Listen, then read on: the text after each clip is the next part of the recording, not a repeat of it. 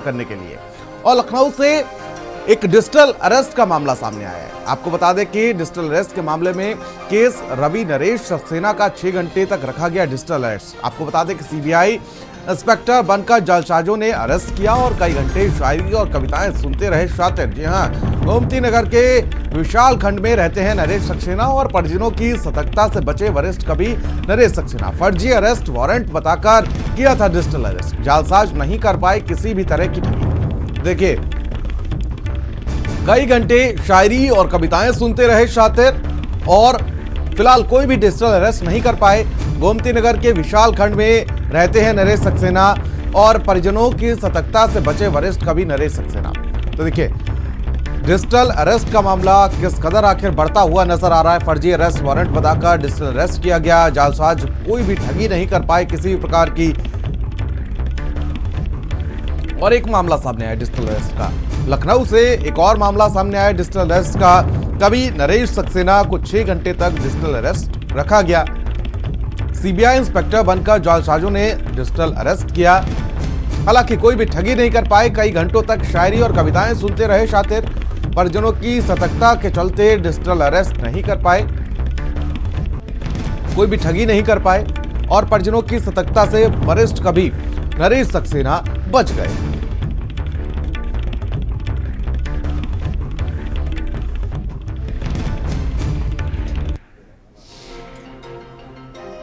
तो देखिए, वरिष्ठ कवि हैं और डिजिटल अरेस्ट किया गया इनको। लगभग 6 घंटे तक डिजिटल अरेस्ट रहे। लेकिन देखिए, नरेश सक्सेना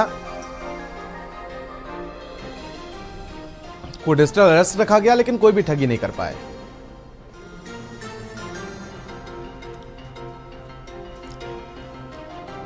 और साइबर एक्सपर्ट अंकित राय हमारे साथ मौजूद हैं और इनसे समझने की कोशिश करेंगे कि आखिर ये कैसे होता है, कैसे जो ठग हैं वो इसका शिकार बनाते हैं। बहुत बहुत स्वागत है अंकित जी आपका। धन्यवाद सर। मैं आपसे प्रक्रिया समझना चाहूंगा कि आखिर ये कैसे होता है, किस तरीके से लोगों को कब्जे में लिया जाता है, डिजिटल अरेस्ट कैसे किया जाता है। देखिए, इस टाइम 2 तरीके के डिजिटल अरेस्ट चल रहे हैं। एक तो कॉल आता है कि मैं सीबीआई इंस्पेक्टर या फिर मैं ईडी से बात कर रहा हूं या फिर दूसरे आर्म फोर्सेस से, और आपकी एक्टिविटी या आपके पैसे या आपके कुछ ऐसी चीज़ें हैं जिसमें कि इलीगल एक्टिविटी पाई गई है, और जब तक जांच कंप्लीट नहीं हो जाता है आपको स्काइप पे या फिर दूसरे प्लेटफॉर्म पे आपको हमारे साथ बना रहना पड़ेगा। आप हर एक चीज़ जो करेंगे उस पे वो जो स्कैमर है वो अपनी आंखें जमाए रखेंगे। और जो दूसरा डिजिटल अरेस्ट का केसेस सामने आ रहा है वो इस टाइम आ रहा है कि आपके बच्चे ने रेप कर दिया है या आपका बच्चा कहीं लीगल एक्टिविटी पाया गया है, उसके लिए आप फिर हमें पेमेंट कर दीजिए तब आपके बच्चे को छोड़ा जाएगा। और ये जो डिजिटल अरेस्ट का केस है, ये सबसे जो बड़ी बात है कि इसमें अवेयरनेस की कमी की वजह से आ रहा है। और दूसरा इसमें जो आ रहा है कि लोग एट द मोमेंट बहुत पैनिक हो जा रहे हैं, इसके वजह से इस तरीके के केसेस बढ़ते जा रहे हैं।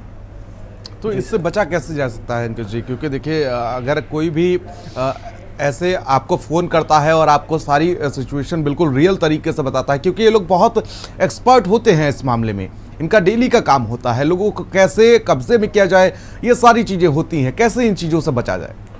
देखिए, इससे सबसे जो बचने का तरीका है कि आपको नॉर्मल अवेयरनेस होना चाहिए कि इस तरीके के एक तो स्कैम हो रहे हैं। दूसरा, जब भी आपको कोई भी चाहे ईडी हो, सीबीआई हो या कोई दूसरे फोर्सेस है, तो अगर आपके खिलाफ कुछ भी ऐसी इलीगल एक्टिविटी पाई जाती है तो आपके खिलाफ नोटिस आता है। डायरेक्ट आपको कोई भी अधिकारी कॉल करके ये नहीं बोलेगा कि नहीं आप स्काइप पे या फिर दूसरे प्लेटफॉर्म पे हमारे साथ बने रहिए। और इससे जो सबसे बचने का मेन तरीका है कि आप अवेयर रहें, और अगर इस तरीके का आपके साथ कुछ भी हो रहा है तो 1930 जो कि हमारे होम मिनिस्ट्री से नंबर प्रोवाइड किया गया है उस पर, या फिर अपने आसपास के थानों पे आप कॉल करके इसको इन्फॉर्म आप कर सकते हैं। अच्छा, कुछ ऐसा कुछ तरीका है क्या जिससे पता चल सके कि ये कॉल कहाँ से है, डिजिटल अरेस्ट हमको किया जा रहा है नहीं, ऐसा कुछ है क्या? कुछ सर देखिए, जब तक इसमें अवेयरनेस नहीं रहेगा इस तरीके का कुछ भी आपको पता कर पाना बहुत ही मुश्किल है, क्योंकि जो स्कैमर हैं वो पूरी तरीके से आपकी डिटेल रखते हैं। उन्हें ये पता होता है कि आपके फैमिली मेंबर कितने हैं। कई कई मामले तो ऐसा है जिसमें कि आपके फैमिली मेंबर्स के नाम तक उन्हें पता होते हैं। तो ऐसा कुछ भी नहीं है, जब तक आप घबराएंगे नहीं तब तक आपको कोई भी डिजिटल अरेस्ट नहीं कर पाएगा। और इससे बचने का दूसरा कोई आपके पास रास्ता नहीं है अवेयरनेस के अलावा। देखिए, अभी एक ताज़ा केस आया, वरिष्ठ कवि हैं लखनऊ के नरेश अग्रवाल, उनका केस आया, उनको 6 घंटे तक डिजिटल अरेस्ट किया गया। हालांकि ठगी नहीं कर पाए उनके परिजनों की सतर्कता के चलते, लेकिन 6 घंटे तक उनसे कविताएं और शायरी सुनते रहे।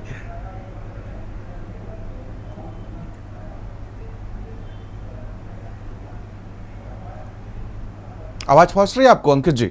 जी सर। जी, मैं जानना चाहूंगा, 6 घंटे तक उनको डिजिटल अरेस्ट किया गया, 6 घंटे के बावजूद भी वो ठगी नहीं कर पाए, और देखिए उनके परिजनों की सतर्कता ऐसी कि 6 घंटे तक उनको अरेस्ट किया गया। जी, ऐसे ये तो बहुत ही अच्छी बात है कि उनके साथ ठगी नहीं हो पाया, लेकिन फिर भी एक मशहूर कवि को 6 घंटे तक डिजिटल अरेस्ट कर पाना, ये बहुत ही अपने आप में बड़ी बात है। इससे पहले भी हमने देखा था कि लखनऊ में ही एक नामी डॉक्टर के साथ 2.5 करोड़ का फ्रॉड हुआ था डिजिटल अरेस्ट के ही थ्रू। लेकिन सबसे जो बड़ी बात है कि इस तरीके के स्कैम तब तक बढ़ते रहेंगे जब तक हर एक व्यक्ति इस चीज़ को लेके अवेयर नहीं हो जाता है और ये नहीं समझ जाता है कि अगर इस तरीके का कोई भी कॉल आता है या कोई भी अधिकारी आपको कॉल करेगा तो आपको स्काइप या फिर दूसरे ऑनलाइन प्लेटफॉर्म पे वो लाइव रहने को नहीं कह सकता है। देखिए, और भी बहुत सारी चीज़ें होती हैं इसमें, जिस तरीके से ये ठग होते हैं उनके पास आपके सारे डाटा होता है, बैंक डिटेल्स होता है। आखिर इस चीज़ से कैसे बचा जा सकता है? क्या इसका रीज़न, एक तरीका जो है वो सिर्फ अवेयरनेस ही है? अवेयरनेस ही है एक इसका तरीका, क्योंकि दूसरा अभी तक तरीका, देखिए इसमें हो क्या रहा है कि आपके दिमाग के साथ खेला जा रहा है, आपको मैनिपुलेट किया जा रहा है और आपको अलग अलग तरीके से पैनिक करने की कोशिश की जा रही है। और जहां पर इंसान डरता है वहीं पर स्कैमर इस चीज़ का फ़ायदा उठाते हैं। और आप कहीं पर भी अपना डेटा दे रहे हैं, जैसे कि आजकल हम लोग जन सेवा केंद्र में जाते हैं, वहाँ पे किसी को भी अपना आधार कार्ड या अपना पूरी बातें बता देते हैं। तो आजकल इसका बहुत ही ज़्यादा गलत उपयोग हो रहा है, क्योंकि हमें नहीं पता है कि सामने वाला कौन है और क्या हमारे डेटा का यूज करेगा।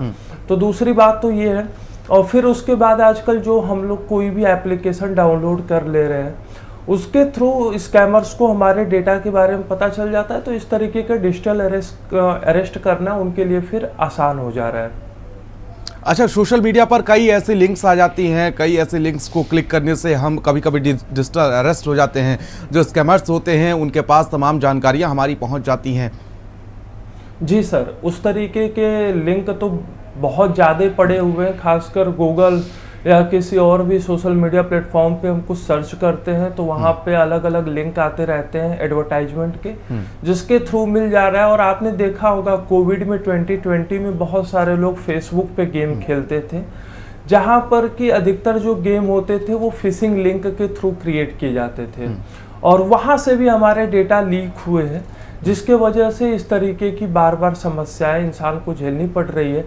और टाइम टू टाइम पे टेलीकॉम कंपनी का जो डेटा होता है वो लीक हो जाता है, जिसके वजह से ये डिजिटल अरेस्ट का मामला लगातार बढ़ता जा रहा है।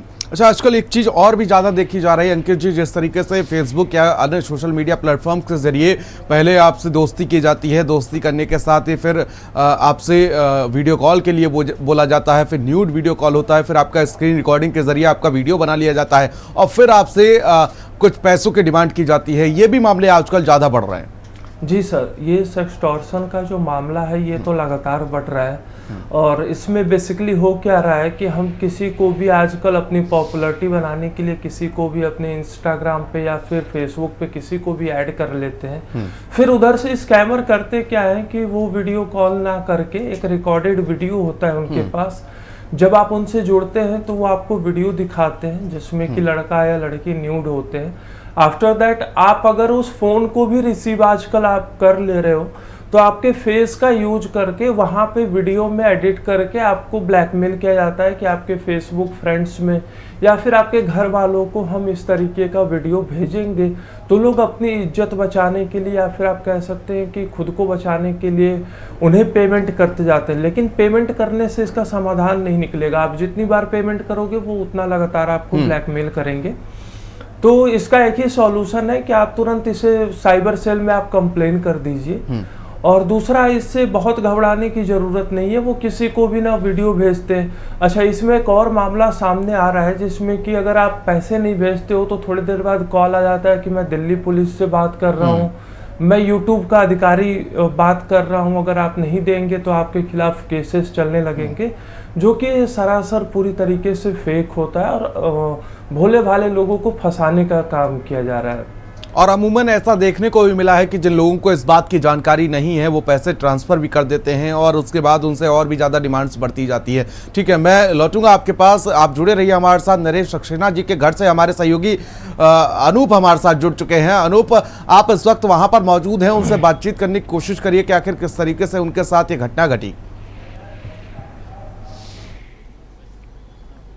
देखिए, बिल्कुल मशहूर कवि और जो साहित्यकार हैं, ये गोमती नगर 2/5 विवेक खंड में अपने परिवार साथ रहते हैं और इनके साथ ये बड़ी घटना हुई है जब ये घर पर ही थे और इनको जो है डिजिटल जो अरेस्ट जो है वो किया गया। 6 घंटे तक जो जालसाज है वो इनको जो है अरेस्ट किए रहे, इनसे तमाम चीज़ों पे वो बात करते रहे, जिसके बाद जब परिवार को लगा कि शायद उनके साथ कोई प्रॉब्लम है या इस तरह का इंसिडेंट हुआ है, उसके बाद जब परिवार एक्टिव हुआ है तो उनको जो है बचाया जा सका। मेरे साथ खुद उनकी बहू सोनी जी मौजूद हैं, मुझके साथ बात करेंगे। क्या हुआ था, कैसे पता चला कि ससुर जी के साथ जो है ये इंसिडेंट हुआ, ये घटना हुई?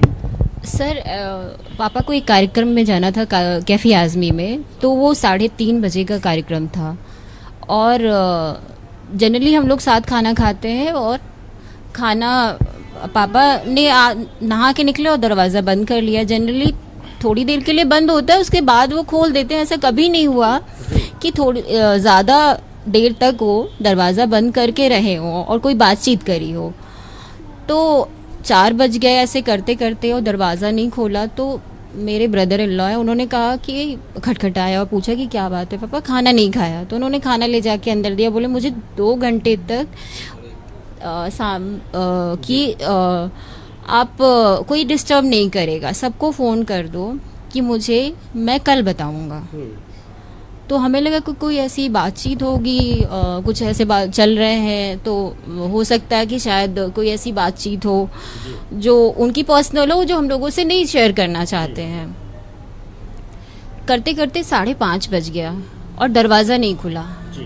मैंने कान लगा के सुना तो मुझे 2 बातें उसमें समझ में आई कि एक तो अकाउंट के बारे में वो बता रहे थे पापा कि मेरे 2 अकाउंट हैं, और दूसरा मैंने ये सुना कहते हुए कि मेरा कोई बाहर से ट्रांजैक्शन नहीं होता है, और तीसरी बात ये कि आप ये बात किसी को बताइएगा नहीं। तो पापा ने बोला ठीक है, मैं किसी को नहीं बताऊंगा। तो उस वक्त थोड़ा सा लगा कि ये, मुझे लगा शायद कि कोई इनकम टैक्स डिपार्टमेंट से कोई कॉल है। फिर मैंने अपने सिस्टर इन लॉ को फ़ोन किया कि दीदी ऐसी ऐसी बात है, और पापा 1.5 घंटे से लगातार दरवाज़ा बंद करके बात कर रहे हैं। तो मुझे थोड़ा सा कहीं घबराहट सी हो रही है। तो दीदी ने कहा तुम सुनती रहो और जाके देखो कि क्या हो रहा है और मुझे दिखाओ वीडियो कॉल पे कि क्या कर रहे हैं। तो खटखटाया दरवाज़ा। पापा ने कहा कि मैं अभी नहीं खोलूँगा दरवाज़ा, क्योंकि वो ऑलरेडी वीडियो कॉल पे थे। कितने घंटे तक ये चला? ये 5.5 घंटे लगातार। 5.5 घंटे में जब आप मतलब जो है सुनने की कोशिश कर रही थी जी, तो क्या सामने वाला कोई किसी तरह से उनको डरा भी रहा था? नहीं डरा है किसी। आपकी जांच चल रही है या हाँ, हम फला विभाग से बोल रहे हैं? हाँ, ये बताया कि जो है मैं कोई एसएसपी थे उनसे बात भी करवाई, जिन्होंने वो पुलिस के कपड़े में थे, और शायद पापा ने ये बताया वीडियो कॉलिंग पे दिखाया कि उन्होंने बात करी कि हमारे इनसे बड़े सीनियर हैं, उनसे बात कर लीजिए। तो पापा शायद कहीं ना कहीं उसकी बातों में आ गए थे और कोई डिस्टर्बेंस नहीं था। पापा कह रहे थे मैं बिल्कुल आराम से हूँ, मुझे कोई प्रॉब्लम नहीं हो रही है। सोने भी दिया उनको थोड़ी देर के लिए कि आप लेकिन आप कैमरे की नज़र में रहेंगे। तो करते करते ये 7 बज गए। मैंने दरवाज़ा खटखटाया और नाश्ते के बहाने मैं अंदर गई। मैंने देखना चाह रही थी कि आखिर है कौन ऐसा पर्सन कि कैमरे में दिख रहा है कि नहीं दिख रहा है। गई तो देखा कि कैमरे में कोई दिख नहीं रहा था, सिर्फ पापा के आने जाने का हो रहा था। तो उसने पूछा कि ये कौन है?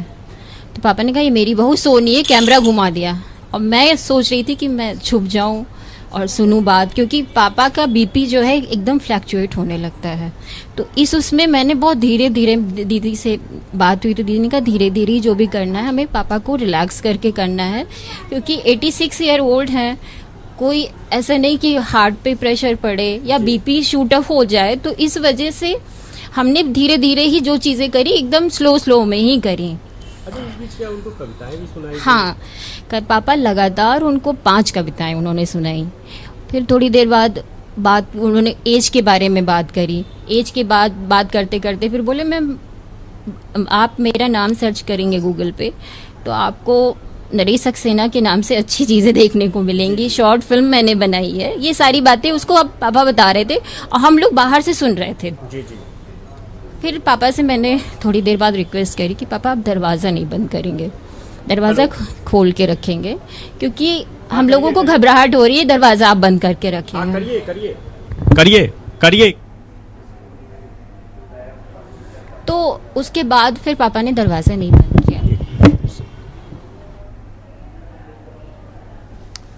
तो आप सुन रहे थे कि आखिर किस तरीके से डिजिटल अरेस्ट किया जाता है लोगों को, किस तरीके से लगभग 5 से 5.5 घंटे तक वरिष्ठ कवि नरेश सक्सेना को किस तरीके से बंधक बनाकर रखा गया, अरेस्ट किया गया, डिजिटली अरेस्ट किया गया। और अनूप हमारे सहयोगी लगातार हमारे साथ बने हुए हैं। अनूप, उनसे बातचीत करने की कोशिश करिए। देखिए 5.5 घंटे एक लंबा समय, और इस दौरान किसी को भी नहीं आने की परमिशन दी गई, किसी को भी वहां पर आने की परमिशन नहीं दी गई। उनके जब परिजन वहां पर पहुंचते हैं तो किस तरीके से वो छुपते हुए नजर आते हैं।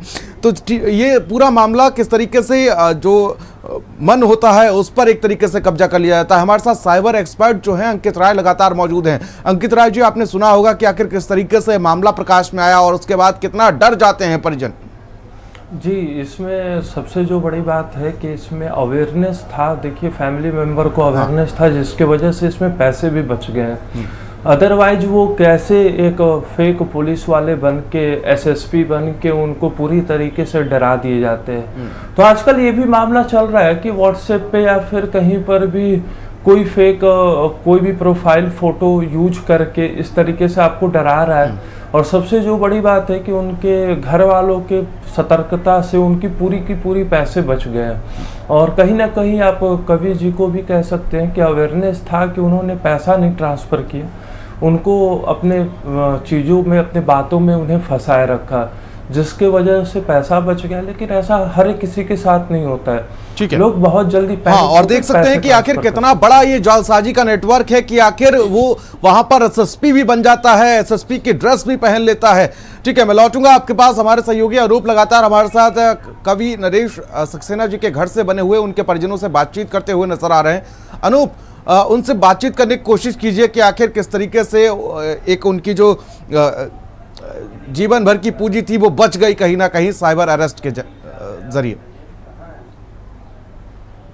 देखिए बिल्कुल, ये अपने आप में बड़ा मामला है जब जिस तरह से साइबर जालसाज जो है एक्टिव हुए और बाकायदा जो मशहूर कवि और जो साहित्यकार है नरेश सक्सेना, उनको सीधे जो है टारगेट किया गया। आप समझिए कि उनका इस तरह से ब्रेन वॉश किया गया कि उन्होंने साफ तौर पे अपने परिवार से बोला, जबकि पूरे परिवार के लोग यहाँ पे मौजूद थे, लेकिन उन्होंने बोला कि उन्हें डिस्टर्ब ना किया जाए, वो कोई जरूरी काम में अपने कमरे में है, लिहाजा उनको किसी तरह से कोई डिस्टर्ब ना करे। लेकिन परिवार वालों को जब लगा कि लगातार 6 घंटे लमसम हो गए लेकिन पिताजी जो है बाहर नहीं आ रहे और वो अकेले ही जो है किसी न किसी से बात कर रहे हैं, तमाम अकाउंट की डिटेल जो है उनसे साझा की जा रही थी, बैंक के बारे में पूछा जा रहा था, उनको वीडियो कॉलिंग करके बाकायदा पुलिस की वर्दी में अपने को एसएसपी बता करके अधिकारी जो है उनसे बात कर रहा था और तमाम चीजें उनको जो है बताई गई। इस बीच उनको डराया भी गया, तमाम जो जानकारियां वो भी लेने की कोशिश की गई। लेकिन जो परिवार था वो जब एक्टिव हुआ तो एक बड़ा फ्रॉड होने से कहीं ना कहीं जो है यहाँ पे रोका जा सका है। मेरे साथ उनकी जो बहू है सोनी सक्सेना वो मौजूद है, वो खुद बताएंगे क्योंकि यही उस कमरे में गई थी अपनी चतुराई से। इन्होंने ही जो है जो जालसाज है उनका जो पूरा मोटिव था उसको कहीं ना कहीं जो है रोकने काम किया। तो मैं पूछता हूँ कैसे क्या हुआ, और जब आप कमरे में गई आपने बताया कि वर्दी में कोई वीडियो कॉलिंग कर रहा था, उनसे बात कर रहा था। वर्दी वाला जो कॉल था ये तो 3:30 बजे से 4 बजे के बीच में हो चुका था। वो नहा के निकले और कॉल आई और पापा ने रिसीव किया कि उन्होंने कहा कि मुझे एक कार्यक्रम में जाना है, क्या मैं शाम को बात कर सकता हूँ। तो उन्होंने कहा कि सर अगर आप गए तो आपको और आपकी फैमिली को, साथ में जो वहाँ के कार्यक्रम के लोग हैं, उन्हें भी अरेस्ट कर लिया जाएगा। तो आप ये बात किसी को बताएं नहीं, आप अपने कमरे की कुंडी लगा लें और हमसे, आपको सर्विलांस पे रखा जा रहा है और आप जो है हमसे बात करें, हम आपको कैमरे की नज़र में रखेंगे। और 24 सुबह तक का टाइम मांगा और कहा कि सुबह आपको रिलीज़ कर दिया जाएगा। आपके साथ या आधार के साथ एक अकाउंट का की डिटेल बताई कि ये ऐसे ऐसे है, आप अपना आधार नंबर बताएं। तो पापा सरल सहज हैं इतना, तो उन्होंने आधार नंबर उन्हें बताने में कोई समस्या नहीं होने लगा कि कोई जेन्युइन पर्सन होगा जो जिसे नहीं पता होगा और मैं बता देता हूँ। वो बताने के बाद फिर धीरे धीरे जब टाइम थोड़ा बढ़ा, पापा ने खाना नहीं खाया, तो मैं 4 बजे पूछने के लिए आई कि भैया खाना नहीं खाया, तो बोले कि किसी से बात कर रहे हैं। उन्होंने कहा है कि डिस्टर्ब नहीं करें मुझे, मैं 4 घंटे बिजी हूँ। फिर थोड़ा और टाइम निकला, धीरे धीरे 5:30 हो गए, तो लगा कि 5:30 बजे तक ऐसे पापा जनरली बंद करके कमरे में और किसी से इतनी लंबी बात नहीं करते हैं, दरवाज़ा बंद करके। कान लगा के सुनने की कोशिश की तो कुछ बातें समझ में आई, कुछ अकाउंट से रिलेटेड बातें हो रही थी। बिल्कुल। उसके बाद फिर थोड़ी घबराहट बढ़ी कि ऐसा जब घर कमरे में गई, आपने कहा कि नाश्ते के बहाने में घर के कमरे में गई, तो जब कमरे में गई तो आपने क्या देखा? जी 6:30 बजे के आसपास। ठीक है रूपा, देखिए कहीं ना कहीं अगर छोटी सी भी अगर लापरवाही हो जाती तो जिंदगी भर की गाढ़ी कमाई जो है वो कहीं ना कहीं साइबर हैकर्स के खाते में चली जाती है, और ऐसे में सतर्कता बरतने की बहुत बहुत ज्यादा जरूरत है। बहुत बहुत शुक्रिया आप दोनों का हमारे साथ जुड़ने के लिए।